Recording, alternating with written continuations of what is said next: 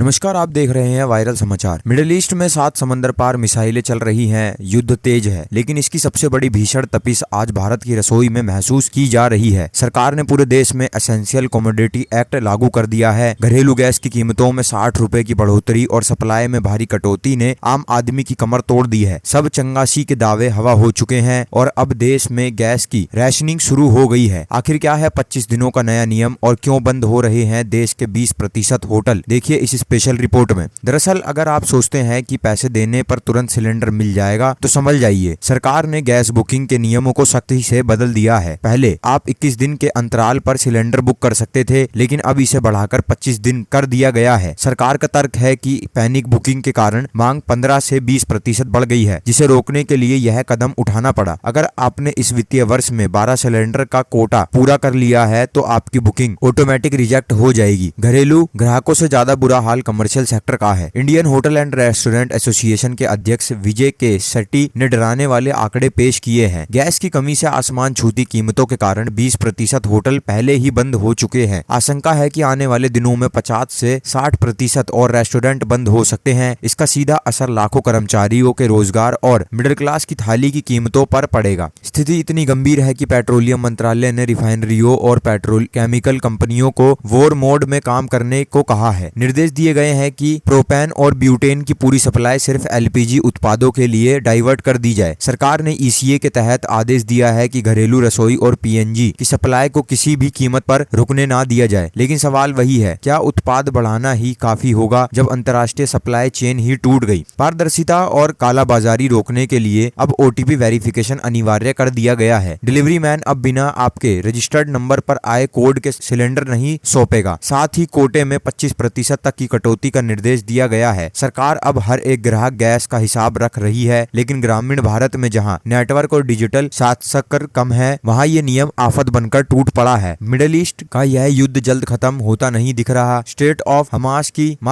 Hormuz की नाकेबंदी ने भारत की एनर्जी सिक्योरिटी पर बड़ा सवाल खड़ा कर दिया है। क्या आने वाले दिनों में सिलेंडर 1000 पार करेगा? विजय के सेट्टी की चेतावनी अगर सच हुई तो देश का मध्य वर्ग और होटल इंडस्ट्री दोनों घुटनों पर आ जाएगी। आपकी इस संकट पर क्या राय है, कमेंट में जरूर बताएं। देश की हर बड़ी गहरी खबर जानने के लिए वायरल समाचार को तुरंत सब्सक्राइब करें।